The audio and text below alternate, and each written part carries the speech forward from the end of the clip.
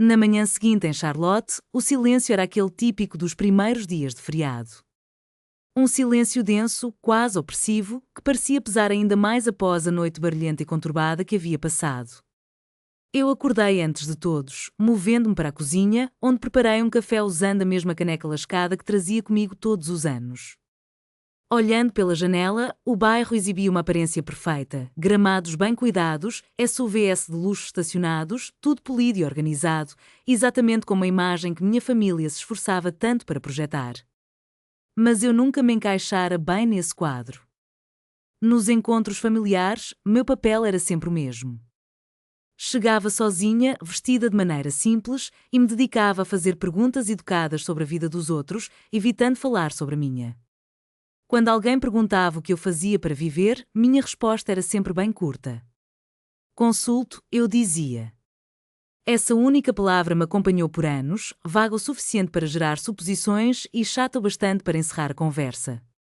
Kendra, então, assentia com um desinteresse quase visível, logo mudando de assunto para preços de imóveis ou a nova restaurante que tinha aberto e que ninguém deveria frequentar mais de uma vez. Para eles, consultar significava lutar. Significava uma renda instável, ambição ausente e falta de status. Leia, minha sobrinha, absorveu essas conclusões cedo. Lembro dela, aos 10 anos, fazendo uma careta quando lhe entreguei um presente de aniversário embrulhado em papel simples. Aos 15, ela se atreveu a perguntar por que eu não arrumava um emprego melhor se o dinheiro era tão curto. E aos 19, parou de fingir que se importava. O julgamento estava sempre ali, silencioso, mas inegável.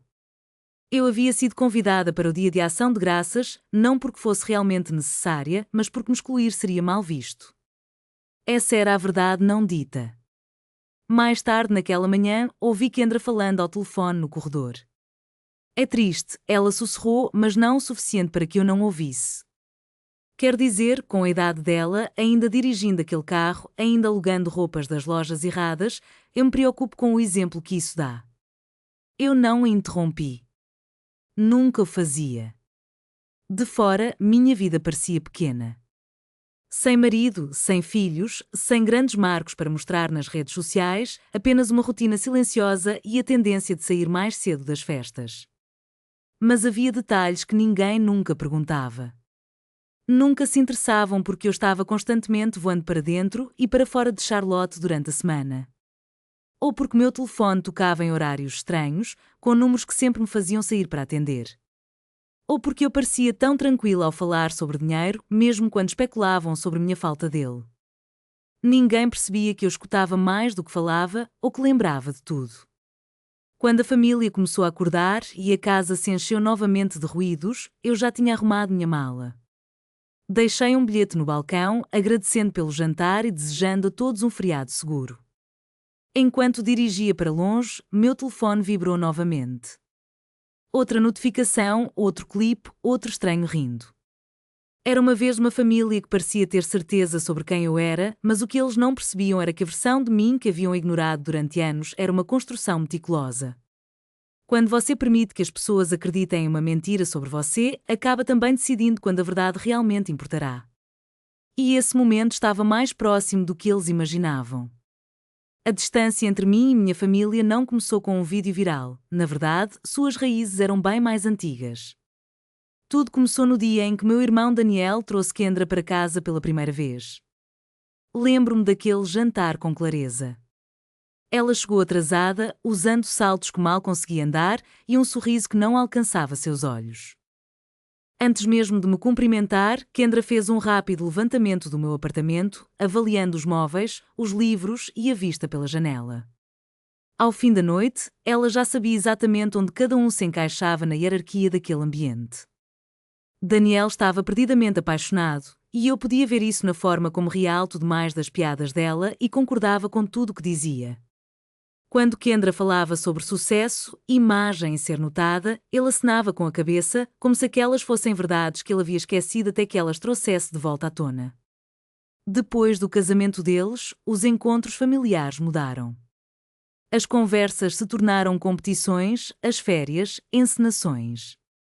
Cada conquista precisava ser visível, cada compra justificada pelo seu preço. Se algo não pudesse ser mostrado, não contava. Aprendi rapidamente qual era o meu lugar. Kendra nunca me ofendeu diretamente, não era necessário. Sua decepção era sutil, manifestada em olhares preocupados e conselhos bem-intencionados. Sabe, Eleanor, ela disse uma vez durante um brunch, nunca é tarde demais para se reinventar. Daniel não o impediu. Raramente fazia isso. Quando Leia nasceu, observei o ciclo se repetir. Ela foi cercada por rótulos antes mesmo de aprender a andar, cobertores de designer, fotos cuidadosamente selecionadas, um futuro moldado com precisão em torno das aparências. Mesmo assim, eu a amava. Quando era pequena, gostava de se sentar ao meu lado no chão, folheando livros e fazendo perguntas que nada tinham a ver com dinheiro. Naquela época, ela era curiosa, não calculista, gentil, não esperta. Mas as crianças aprendem o que lhes é mostrado. À medida que Leia crescia, percebia quais pessoas eram importantes e quais eram apenas ruídos de fundo. Aprendeu que a atenção era uma moeda, que o riso podia ser conquistado apontando para os outros. A noite em que tomei minha decisão chegou silenciosamente. Leia tinha 6 anos e estava em sua festa de aniversário, barulhenta e cara. Fiquei perto do fundo da sala, observando Kendra receber elogios por uma celebração que claramente havia planejado para impressionar outros adultos e não a própria filha. Em um momento, ouvi Kendra dizer, claro que ela vai longe. Estamos investindo adequadamente em seu futuro. Aquela palavra, investir, ficou na minha mente. Percebi, então, que ninguém naquela sala estava pensando em quem Leia se tornaria, apenas no que ela representaria. Naquela noite, voltei para casa e tomei uma decisão que nunca contei a ninguém. Decidi que, se eu realmente quisesse ajudar minha sobrinha, seria de maneira discreta, de acordo com as minhas próprias regras e com valores que o dinheiro, por si só, nunca poderia substituir. Não contei a Daniel, nem a Kendra, muito menos a Leia. Na semana seguinte, entrei em contato com um advogado e pedi orientação sobre como criar algo que recompensasse o caráter, não a imagem, algo que não pudesse ser intimidado, manipulado ou condicionado pela culpa. A estrutura levou meses para ser elaborada e a papelada ainda mais. Quando tudo ficou pronto, eu havia construído um sistema projetado para esperar, observar e revelar a verdade quando o momento fosse oportuno. Então, retomei meu papel como a tia invisível. Aquela que nunca era preocupada, a que nunca recebia agradecimentos. Eles não tinham ideia de que uma decisão tomada em silêncio anos atrás estaria, um dia, no centro de tudo o que acreditavam estar seguro. E Leia também não sabia, pelo menos ainda não. O fundo que criei nunca foi destinado a ser um presente, ele foi pensado como um espelho. Estabeleci essa estrutura de forma discreta em Charlotte, através de um sistema legal privado que carregava o nome da minha família, mas não a minha identidade. No papel, parecia um fundo educacional convencional, investimentos conservadores, horizonte a longo prazo, sem extravagâncias, nada que chamasse atenção. A intenção era simples, dar tempo ao tempo. A cada ano, contribuí de forma metódica. Não com somas dramáticas, mas de maneira consistente. Uma consistência que não apenas acumulava dinheiro, mas também intenção. Queria que o fundo crescesse junto com Leia, amadurecendo à medida que ela se tornasse adulta, para estar presente quando chegasse a idade em que as escolhas importavam mais do que o potencial. Ninguém na minha família nunca questionou de onde vinham as bolsas de estudo ou como certas portas sempre pareciam se abrir no momento certo. Eles estavam confortáveis acreditando que tudo o que tinham era fruto do próprio esforço e do bom gosto. E eu deixei que acreditassem. A parte mais importante do fundo não era valor, mas a cláusula que o acompanhava. Pedi ao advogado que a redigisse em uma linguagem simples. Sem brechas, sem ambiguidades, sem espaço para interpretações moldadas pela emoção. O beneficiário deveria demonstrar um comportamento consistente refletindo integridade, bondade e respeito pelos outros. A conduta pública que fosse materialmente inconsistente com esses valores acionaria uma revisão. O curador teria total discrição para agir. Não se tratava de uma cláusula punitiva, mas sim de uma cláusula de valores. Dinheiro sem caráter não constrói segurança, ele amplifica o que já existe. O curador que escolhi foi um homem chamado Raymond Clark. Ele não era da família e não se deixava impressionar por status. Acreditava que as regras importavam porque as pessoas importavam. Construir a sua carreira protegendo fundações de serem corroídas pela sensação de direito. Quando expliquei o que desejava, ele ouviu atentamente, sem interrupções. Você entende que isso pode nunca ser liberado como pretendido? Perguntou ele. Entendo, respondi. E você está preparado para isso? Sim, afirmei. O beneficiário secundário foi listado sem alarde, um programa regional de bolsas de estudo para estudantes universitários de primeira geração na Carolina do Norte. Os jovens de hoje não aprenderam a arte do sucesso apenas como conquistá-lo. Essa era uma lição que eu esperava nunca precisar de fato. O tempo passou e Leia foi crescendo. Com os anos, ela se tornou mais esperta, mais afiada, mais consciente das câmaras e do público ao seu redor. A bondade que eu lembrava de sua infância foi se transformando, endurecendo em uma performance calculada. Os elogios tornaram-se uma moeda de troca, enquanto a crueldade se disfarçava de humor. De longe, observei Leia descobrindo quais ângulos a faziam parecer poderosa. Aprendeu a falar com confiança, mesmo quando suas palavras careciam de substância. Vi como ela se referia a pessoas que não podiam elevá-la, mas, em vez de intervir, permanecia em silêncio. A confiança entre nós continuava a crescer, silenciosa e pacientemente. Quando Leia completou 18 anos, o fundo que gerenciávamos havia ultrapassado a marca de 7 dígitos. Raymond me informou sobre essa conquista, não com entusiasmo, mas com cautela. Estamos nos aproximando da janela de avaliação, disse ele. Eu sabia que seu 21º aniversário acionaria a revisão final. Não seria um único momento ou um erro isolado, mas um padrão, um histórico, um corpo de comportamentos. Tentava-me convencer de que as pessoas ainda poderiam mudar, que a maturidade às vezes chegava tardiamente, que a versão de Leia que a internet conhecia talvez não fosse a verdadeira. Mas a dúvida tem um jeito de se instalar quando ignorada. À medida que a data de lançamento se aproximava, algo dentro de mim migrou da esperança para uma vigilância atenta, não era medo, mas uma consciência crescente. Pois, uma vez que o dinheiro é entregue, ele não ensina, apenas confirma. E a confirmação estava chegando mais rápido do que qualquer um poderia imaginar. O primeiro vídeo pode ter sido desconsiderado como crueldade disfarçada de humor. O segundo eliminou quaisquer dúvidas. No domingo à tarde, Leia já não fingia que o momento havia escapado acidentalmente. Ela se entregou a isso.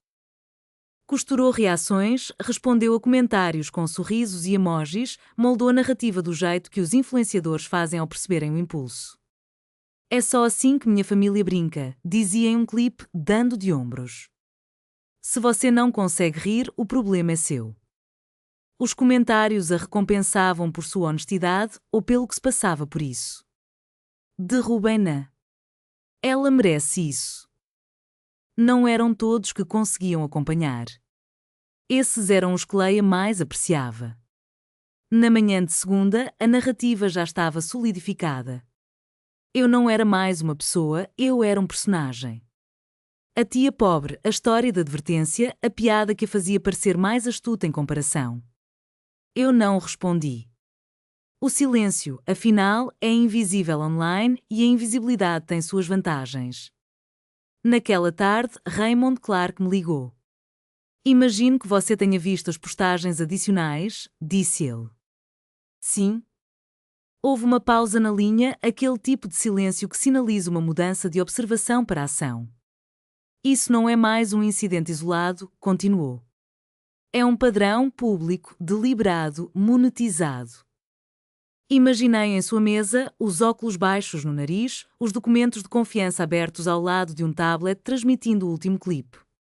Ele não era um homem que reagia rapidamente, mas sabia reconhecer limites. Ela já agendou reuniões com marcas, acrescentou. Está usando a atenção para negociar patrocínios. Fechei os olhos. Isso sugere intenção, eu disse. Sim. Não precisávamos reafirmar a cláusula. Ela pairava entre nós como uma linha já cruzada. Raymond sempre foi cuidadoso, uma característica que o definia. Ele não estava ali para julgar, seu papel era avaliar se o comportamento de Leia estava alinhado com os padrões exigidos para que ela pudesse receber os ativos que haviam sido prometidos. Quando questionei se sua avaliação indicava que ela não se encaixava nesses padrões, uma brisa suave entrava pela janela, enquanto o tráfego de Charlotte seguia seu curso, alheio ao momento decisivo que se desenrolava naquelas conversas silenciosas. As pessoas continuavam com suas vidas, mas algo irreversível estava prestes a acontecer.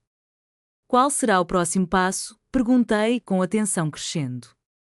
Se você autorizar uma revisão formal, a confiança será congelada imediatamente, ele respondeu, a voz firme. Isso ficará pendente até a determinação final e o desfecho. Se for confirmado, os ativos serão redirecionados conforme a designação secundária. Aquelas palavras, embora conhecidas, soavam diferentes ao serem ditas em voz alta. Eu havia escrito aquilo, mas a realidade de ouvir tornou tudo mais palpável. Quero ser claro, acrescentou Raymond. Uma vez feito isso, não há como voltar atrás. Não há espaço para desculpas ou retratações. Enquanto pensava na garotinha de 6 anos brincando com livros ilustrados, na adolescente questionando porque algumas vidas pareciam valer mais que outras e na jovem mulher diante da câmara, que se sentia intocável por causa da atenção que recebia, tomei uma decisão. Prossiga, disse, sabendo que a confiança seria congelada naquela noite. Leia continuou postando nas redes sociais, alheia àquela linha discreta em um sistema que nunca se preocupou em entender. A mudança não a afetava, pois a sensação de direita isolava até o colapso. 2 dias depois, ela publicou um vídeo de contagem regressiva. Faltam 14 dias para eu completar 21 anos. O sorriso dela iluminava a tela. A vida vai ficar muito real. Os comentários vieram em avalanche, repletos de emojis de champanhe e cifrões. Assisti a esse vídeo uma vez, não por incerteza, mas por saber algo que ela ainda não percebia. Quando as pessoas confundem silêncio com fraqueza, elas param de observar as consequências. E as consequências mais perigosas são sempre aquelas que não se vêem chegando. Finalmente, o tão esperado aniversário de 21 anos de Leia chegou, envolto em vidro e luzes. A festa acontecia em um local que oferecia uma vista deslumbrante do centro de Charlotte, todo com linhas limpas e ar livre, um lugar projetado para parecer caro sob qualquer ângulo da câmara. Cortinas brancas dançavam à brisa, enquanto um DJ tocava músicas em um volume que tornava a atmosfera ainda mais importante. Cada superfície refletia algo brilhante: baldes de gelo, taças de champanhe, celulares levantados em selfies. Atrás da entrada, um banner anunciava, finalmente 21. O rosto de Leia estava estampado, 2 vezes maior que ela mesma. Eu cheguei sozinha, exatamente na hora marcada, vestindo um simples vestido azul marinho e sapatos baixos. Nada novo, nada memorável. Algumas pessoas lançaram olhares rápidos em minha direção, logo desviando, como se meus passos não fossem dignos de nota. Isso não me incomodava. Leia não me viu de imediato, ocupada demais cumprimentando os convidados, abraçando influenciadores que mal conhecia, agradecendo pelas histórias, tags e pela exposição que tanto valorizava. Ela se movia como alguém que acreditava que aquela noite era o início de algo grandioso, e não um fim. Sua mãe, Kendra, pairava por perto, radiante e inquieta, absorvendo a atenção refletida. Ela conseguiu, disse Kendra a alguém que eu não reconhecia. Todo o esforço dela finalmente está valendo a pena. Eu permaneci à margem da multidão, perto o suficiente para ouvir, mas longe o bastante para ser ignorada. Era uma noite cheia de energia quando Leia subiu ao pequeno palco, um microfone em uma mão e seu telefone na outra. O DJ abaixou a música e ela, radiante, começou a falar. Quero apenas agradecer a todos vocês, disse, com um sorriso que iluminava seu rosto. Esta é, sem dúvida, a melhor noite da minha vida. Estou oficialmente com 21 anos, o que significa que finalmente poderei acessar meu fundo fiduciário. Ouvindo isso, a plateia explodiu em aplausos e brindes. Alguém gritou seu nome em meio à euforia. Eu nem sei quem organizou tudo isso, ela riu, mas prometo que farei decisões financeiras terríveis em homenagem a essa pessoa. As risadas se espalharam e muitos levantaram os celulares para registrar o momento. Foi então que Raymond Clark deu um passo à frente.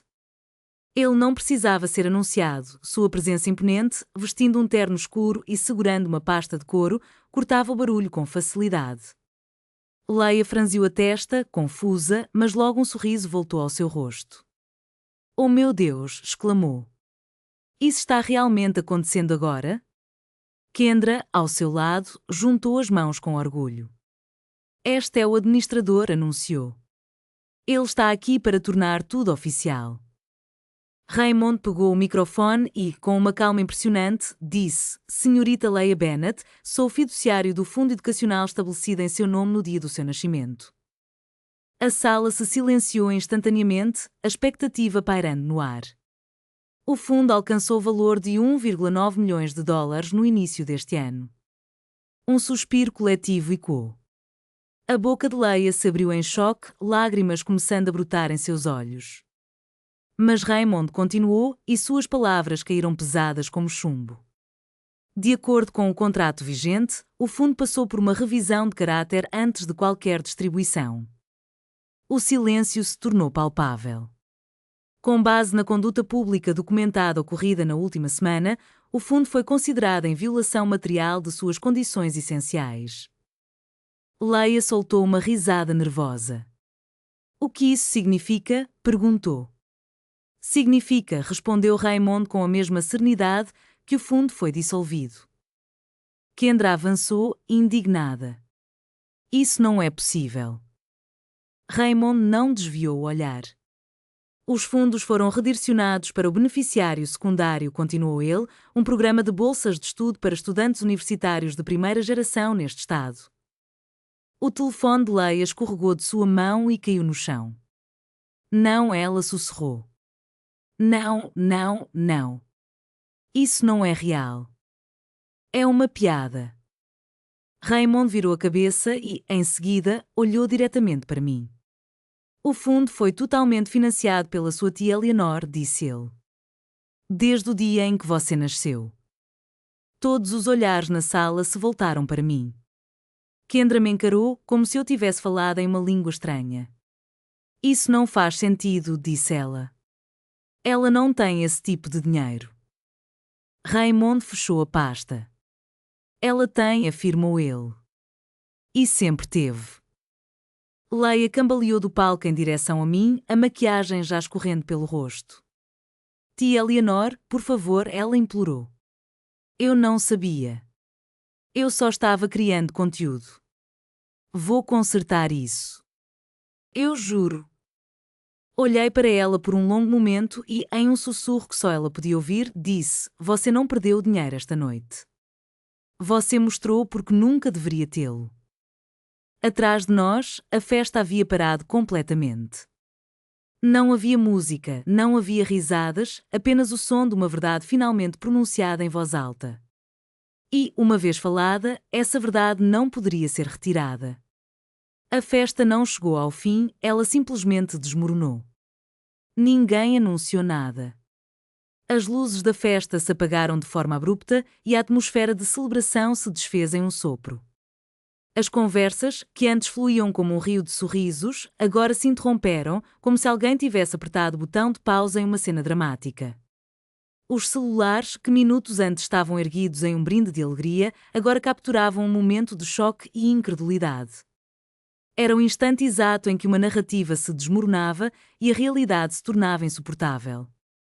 Quando finalmente entrei no elevador, já havia uma dúzia de vídeos sendo carregados nas redes sociais, se espalhando com uma velocidade que superava qualquer post anterior de delay. Clipes intitulados "Ela perdeu tudo em uma frase", "A tia rica" e "Revelação de aniversário mais vergonhosa de todas" dominavam as telas. A internet, que havia se divertido uma semana antes, mudava de tom com uma rapidez impressionante. O rosto de Ayla se tornava um meme, suas expressões congeladas e repetidas, sua voz trêmula e suas mãos inquietas. Naquele momento, ela percebeu que a atenção tem um preço. Naquela noite, apagou o primeiro vídeo e, ao amanhecer, todas as suas contas haviam desaparecido. Kendra, em meio ao turbilhão, tentou conter os danos. Ligou para Raymond, ligou para mim, deixando mensagens que mudavam de tom a cada tentativa, confusa, irritada, desesperada. Você não pode destruir o futuro dela por um mal-entendido, disse em uma das gravações. Mas aquilo não era um mal-entendido, era um registro. 2 dias depois, Daniel pediu para me encontrar. Nos encontramos em um café tranquilo, não muito longe do lugar onde costumávamos estudar na infância. Ele parecia mais velho, menor. Eu não sabia, disse ele de imediato, referindo-se ao dinheiro, ao fundo fiduciário. Eu assenti. Mas você sabia como eles me tratavam? Ele não respondeu. Então compartilhei a segunda verdade, aquela para a qual ninguém estava preparado.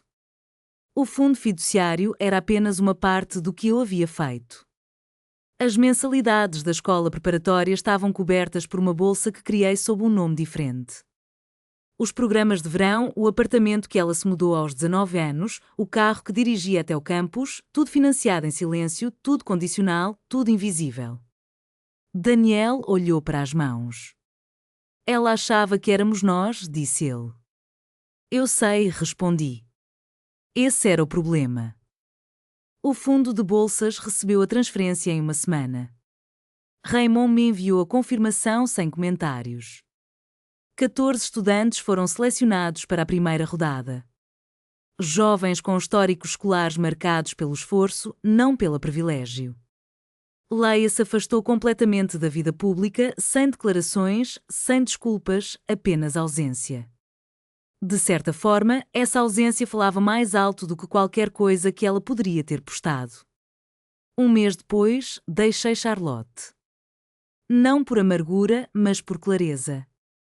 Aluguei um apartamento de curto prazo em uma cidade mais tranquila, onde ninguém conhecia meu nome ou minha história, onde eu podia andar sem ser notada, sem julgamentos, como sempre fiz. Certa noite, enquanto estava em uma varanda observando as luzes se acenderem abaixo, meu celular vibrou. Era uma mensagem de um número desconhecido. Era uma das beneficiárias da bolsa. Ela escreveu que havia sido aceita em um programa que nunca achou que seria possível, que não sabia quem havia feito isso acontecer, apenas que pretendia fazer a diferença. Fechei os olhos e respirei fundo. Leia acreditava que sua história era sobre exposição. Ela estava errada. Na verdade, era sobre investimento. E quem merece isso? A cruel ironia era essa. Ela sempre esteve sobre uma base construída silenciosamente para seu benefício, sem nunca pensar em quem havia colocado o chão sob seus pés. Quando finalmente percebeu isso, já era tarde demais, a fundação já sustentava outra pessoa.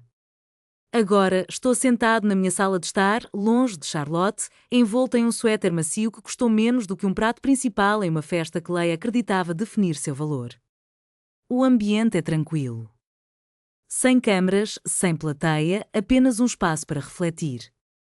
Muitas pessoas acreditam que o poder se anuncia, que a riqueza exige visibilidade, que o sucesso precisa de testemunhas para existir.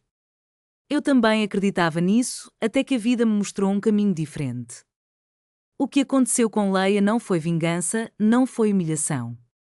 Foi uma questão de alinhamento. Um momento em que valores se encontraram com consequências, sem desculpas. Nunca quis machucá-la, meu desejo era que ela compreendesse algo mais profundo do que o dinheiro. Que caráter não é algo que se encena quando convém, mas uma essência que se vive quando ninguém está observando. Os recursos agora apoiam estudantes que nunca zombaram de ninguém em busca de atenção, alunos que entendem que dignidade não é uma marca. Seus futuros se desenrolam silenciosamente, sem hashtags, e isso parece certo. Quanto à minha família, o tempo dirá o que cura e o que não cura. Alguns silêncios são protetores. Outros, definitivos. Não me sinto mais obrigado a explicar qual é qual. Ainda levo uma vida simples. Continuo dirigindo um carro comum. Minhas roupas ainda são aquelas que me fazem sentir o mesmo. Nada disso mudou. O que mudou foi a ilusão. A ilusão de que pessoas barulhentas são poderosas. A ilusão de que bondade é fraqueza. A ilusão de que o dinheiro pertence a quem mais o exige. Aqui estão as 5 lições que essa história me ensinou e espero que elas também fiquem com você. Primeiro, nunca subestime pessoas que vivem em silêncio. O silêncio muitas vezes é uma escolha, não uma limitação. Segundo, caráter importa mais do que imagem. O que você faz quando pensa que ninguém importante está assistindo é quem você realmente é. Terceiro, o dinheiro não cria valores, ele os amplifica. Quarto, respeito vale mais do que atenção. O prestígio desaparece, mas a integridade se acumula. Quinto, o chão em que você está pode ter sido construído por alguém que você menosprezou. Se esta história fez você parar para pensar, reserve um momento para ela. Que lição você tirou dessa jornada? E de que cidade você está assistindo agora? Curta, compartilhe e comente para se juntar à conversa.